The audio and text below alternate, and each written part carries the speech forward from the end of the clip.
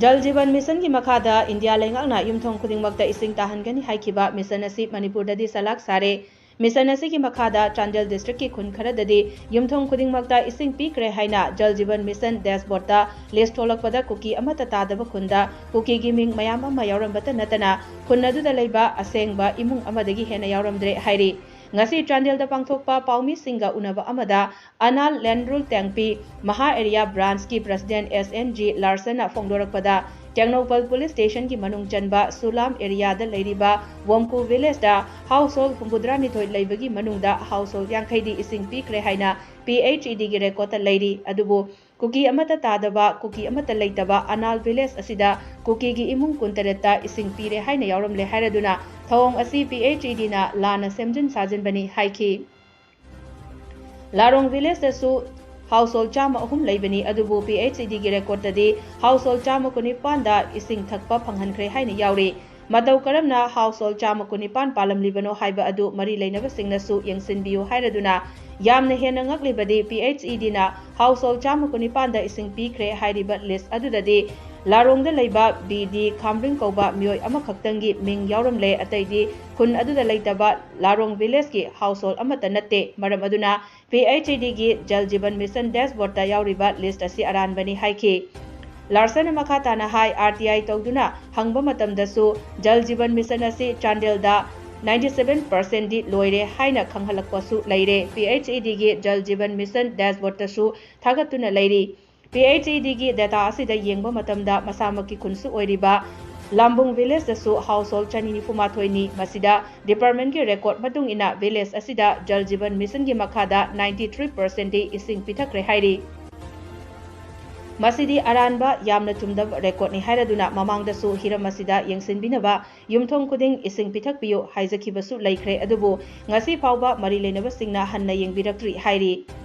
Hiramasi matang dasu tongan ba khunsingi chief singnasu high court ta case ama file tawduna leiribani ikai khumnariba high court nasu miyam gidamak achumba wayel tawbirakani haibagi thajabasu lei hairaduna miyam na ising fangdriba asi leingakna amuktang yengsinbiu turel gi ising sumotpana maram oiraga thakbasu yadre bazar degi leiraga thakpanatana atopa pambai amata leite leijadaba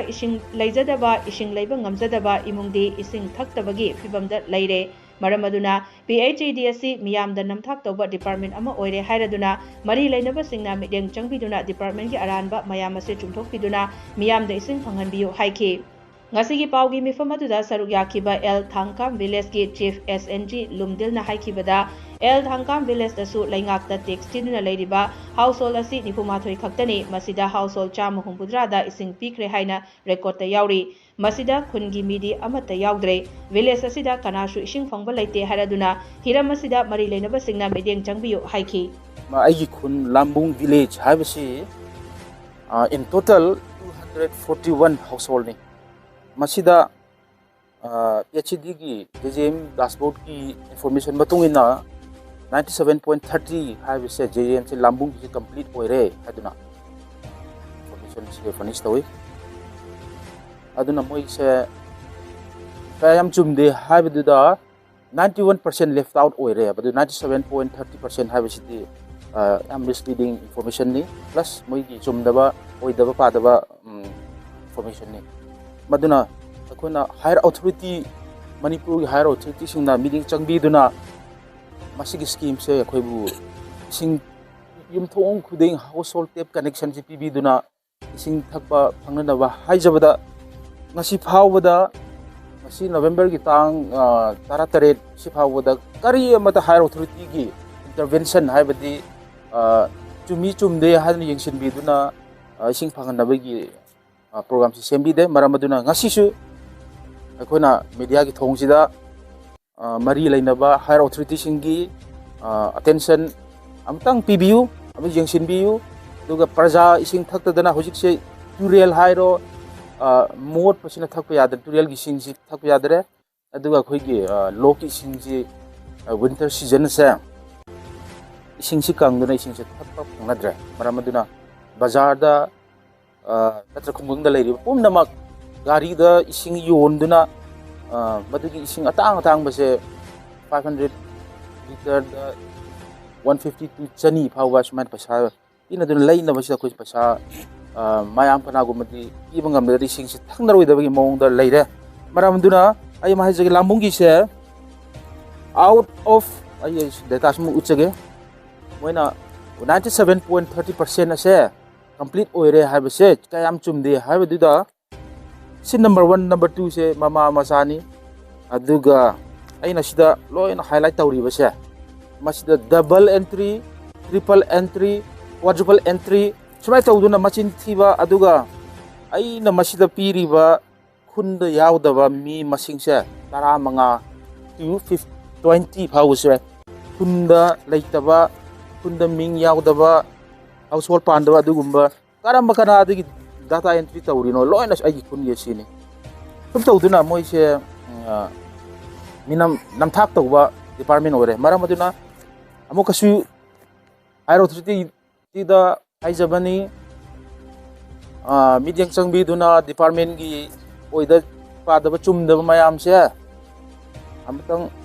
yengthok piro adu ising si mayam bu phangan biru haiduna amukasu appeal tawjari loina na masigi matang sida koina Manipur High Court of Manipur da wakat chakra na akona case number se 844 of 2025 file tawre masigi matang sida hearing 19 November 2025 hearing amag laigani thajaba akhoi gi thajaba malai so idra mag Manipur High Court sina achuma bisar to biduna praja bu sing thangan thakpagi chan se phangan bigani haduna kogi asa jam chauna thamjai loidana abamana Vumku village habasi Technopal kanogi police station konba lamne Sulam area da leiba Vumku village asi 72 household lei aduga PHD gi report ki matungena 50 household sidi tap water connection se pi khare ising thak phang khare haduna adubu akuna sum yingsing bakan sida data si lok thog ying bakan sida masida 27 Kuki family sing entry tawramme chilnaw Kuki sing se Vumku village asida single household su leite masianal gi village ni maduna masi chumdama ma leira PHD gi report ta lonena larong village asida household se 103 laibani chamaga ahum PHD gi report matungena di 128 household da ising takba phangan gre aduna kamaina 103 da 128 household panjin mero masisu airo 30 yengbiu maduga loina out of 128 household tap connection water se pi gre hai basida annal macha habadi khun adugi original asengba mioi family amkhag yawi maming madudi serial number 5 ta BD Thamring wife of WNG Remis asi khaktani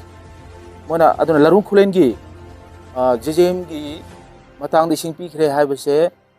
achum maming ama phau yaw dres kungi ama khakta yawrami BD Thamring wife of WNG Remis aduna moina piriba mukhone piriba data abdi JJM gi dashboard ta piriba madugi serial number 5 ta yawri bani atai singdudi khungi resident amata nate khau khunda leiba household amata sunate atau samai tawduna PHD gi chumdama mayam information misleading amasung duga entry tawkiba chumdama mayam se koina haijabani khu ai khungi 192 household pirame ai gi khundi hoji government the tax thibasi 41 house asithi yabani maram maduna hoji 117 ising phangkhra ye adu khoi kana phangbra khoi khundi kana su ising si phangba leite maram maduna masi government na contract na sana bra kana na sana bibra masi khoi gi chanden gi manung da sigum masi khun manung loi na sigum thopang tani athuiba matam da asengba hoji habli ba khun agi khun gi li sase kakhat piraga achumba khoi 41 house leibani aduna ising adusu khoi kana si phangba leite aduna masi thina phanghan bi yu hadina authority concert aina appeal tawjari